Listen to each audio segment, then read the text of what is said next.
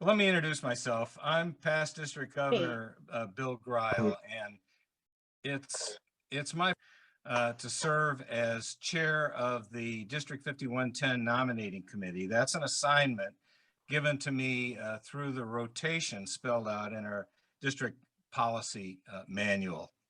I'd like to reference the district governor team, and I can't see everyone who's here, but I've already mentioned District Governor Jerry Kasanovic, a diehard Duck fan, I've got to say.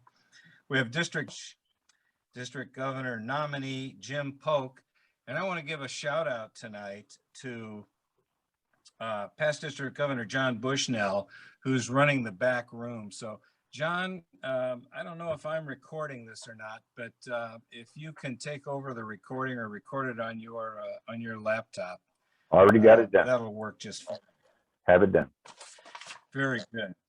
Well, I'd also like to introduce tonight the nominating committee. One of the really good things about District 5110 is the way we select our district governors. There are some districts in the world that still have a cloakroom process for selecting their governors, and that's not us.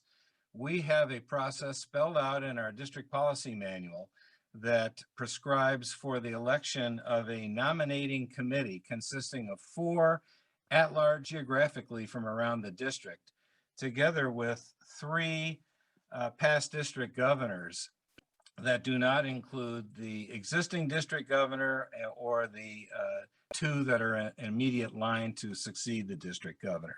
So I want to give a shout out to the nominating committee.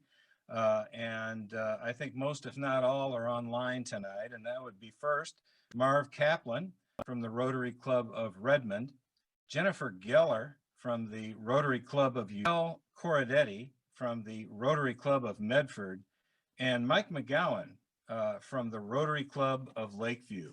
So let's give a shout out to them. They join myself as chair of the committee, past District Governor Rick Olson, and past District Governor Cindy O'Neill.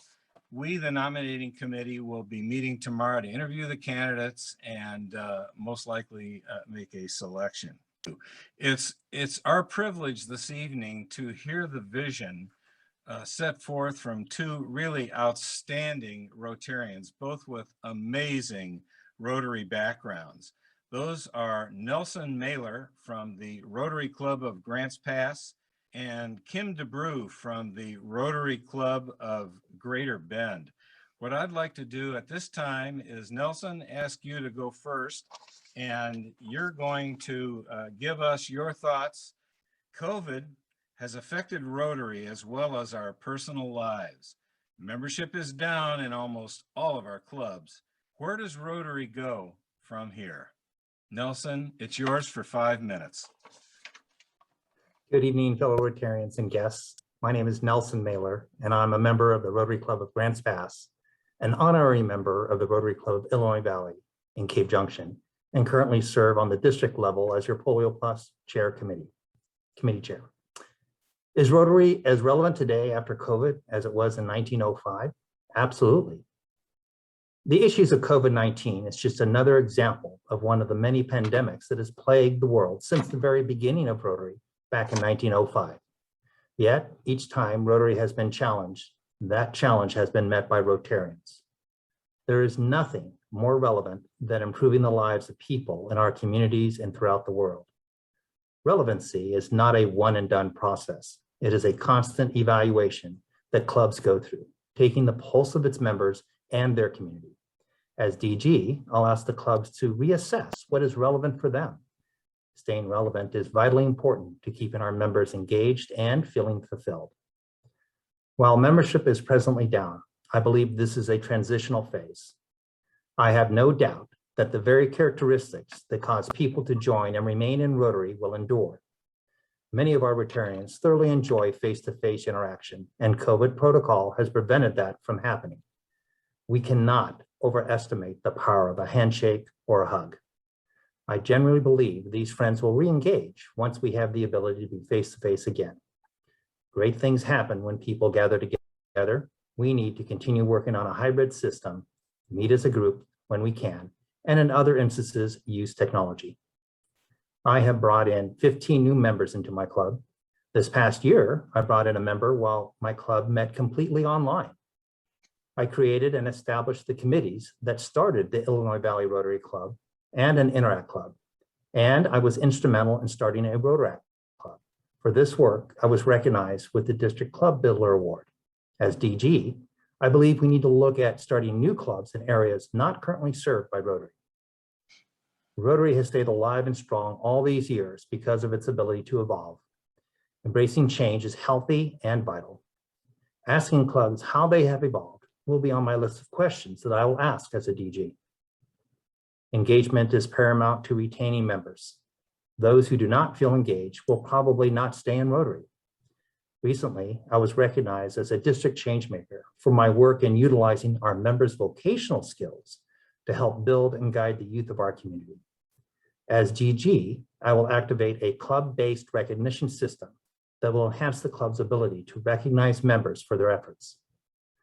What each Rotary Club accomplishes should not be a secret. You cannot join an organization that you don't know about.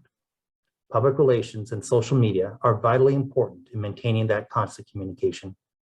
As DG, I will activate area specialists who will assist clubs with all forms of communication. As clubs focus on how they will measure success, they'll also need to examine ways to achieve that success. What is important to their community will often drive their projects, fundraisers, programs, and offerings. As the District Polio Plus Chair, I grew the number of Polio Plus members from 250 to nearly 800. Furthermore, our Polio Plus program was modeled by other districts throughout our zone. For this work, I was recognized with the Rotary International Regional Service Award for a polio-free world. My goal before I'm DG is to have 1,000 District Polio Plus members.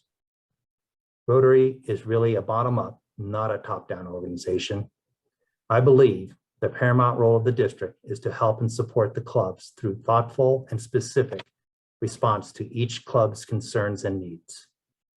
Each club will measure their success differently, and the district needs to be accepting of these differences. We are the change makers of our community.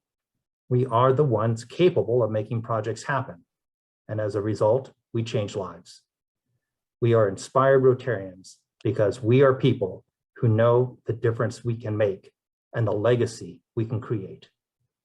If given the opportunity, I would be honored to join you and your clubs in seeking to improve the lives of others at home and around the world by serving as your district governor. Thank you. Thank you very much. And if we were in person, as we had originally planned to be, you'd be getting a big applause right now. So thanks for sharing those thoughts.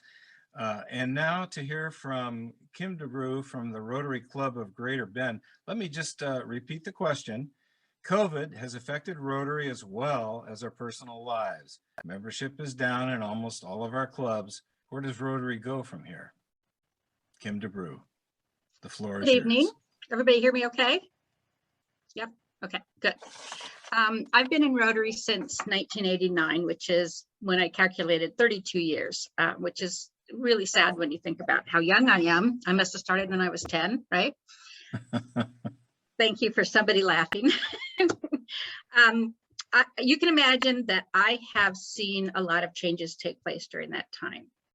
For instance, when I joined Rotary, districts only had 3 numbers. So this district was District 511, not 5110.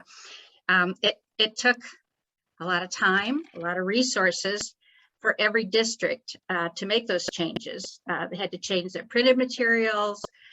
The Rotarians themselves had to make changes. Mike, you're raising your hand about something. Something going on? Okay, worried me for a minute. You're flagging me down. So I'm going to run through a few things also that happened in those 30 years, and some of you will remember some of them. We endured the Gulf War. Princess Diana married Prince Charles, had 2 sons, got divorced, and died. The shuttle Challenger exploded over the Florida coast. The stock market plunged so deep it was compared to the 1929 drop. The Berlin Wall tumbled. Nelson Mandela was released from prison. Ronald Reagan, G.W. Bush Sr., Bill Clinton, G.W. Bush, Barack Obama, Donald Trump, and now Joe Biden were all presidents. We feared January 1, 2000 as the computer crash of the millennium. The senseless rampage at Columbine occurred, the first of very many of those types of occurrences, sadly. The United States was struck by terrorism on September 11th, 2001. Space Shuttle Columbia disintegrated on re-entry.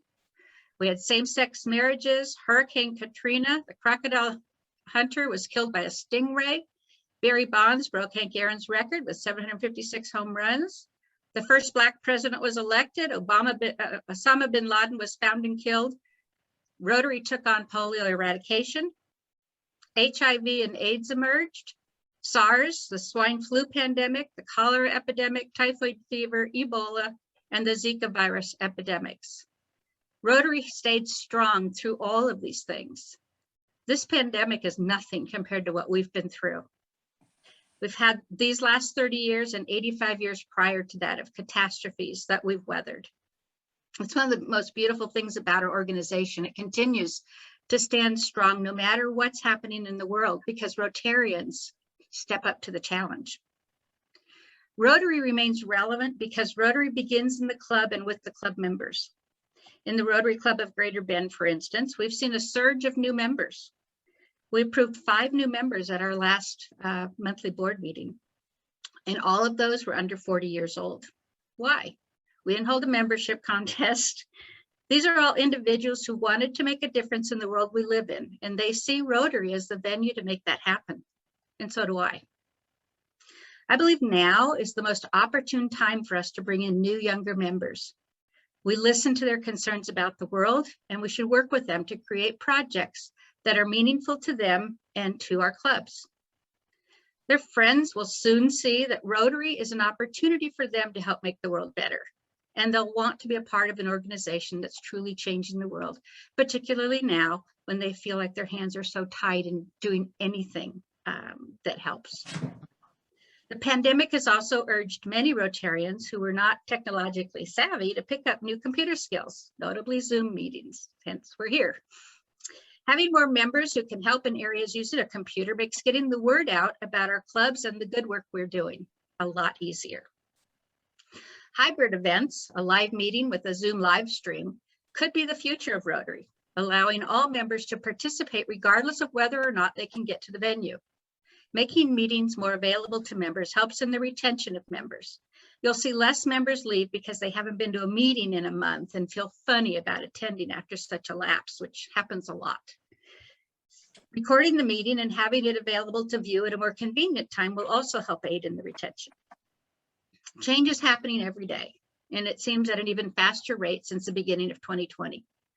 The best way to keep your club and Rotary relevant is to be aware of the changes, listen to your members, work together to respond to any changes and to make the world and your local community a better place for everyone. As your district governor, I will listen to you, the individual member, and you, the club. I'll engage the leadership of each club and ask my assistant governors to relay any issues or concerns your club might have. Having two-way dialogue is important to me, and I'll encourage that with everyone. I'll take into consideration the location of events and trainings in respect to club locations and continue to provide hybrid events whenever possible to engage the largest number of Rotarians. I'll use my experience in Rotary in the professional nonprofit field and in business to assist clubs in whatever way they request. As a former district membership chair and a district visioning chair, I'll share my ideas and the ideas of others with clubs in how they can increase their membership and create club plans that will guide decisions made by the club leadership. I'll do my best to share the knowledge that I have and the abilities that I have to look to find answers with all the clubs. I would love the opportunity to be the district governor. I think Nelson or I, either one, would make wonderful ones. And I thank you very much for listening. Thank you so much, Kim. And I agree. I think both of you would make outstanding district governors. And I thank you for spending the time with us tonight. We're going to see you both. The nominating committee will see you both tomorrow morning. Kim starting at 9:30 with you, and then Nelson at 10:45. Thank you so much for spending. That concludes our evening event. Thanks so much. Bye-bye.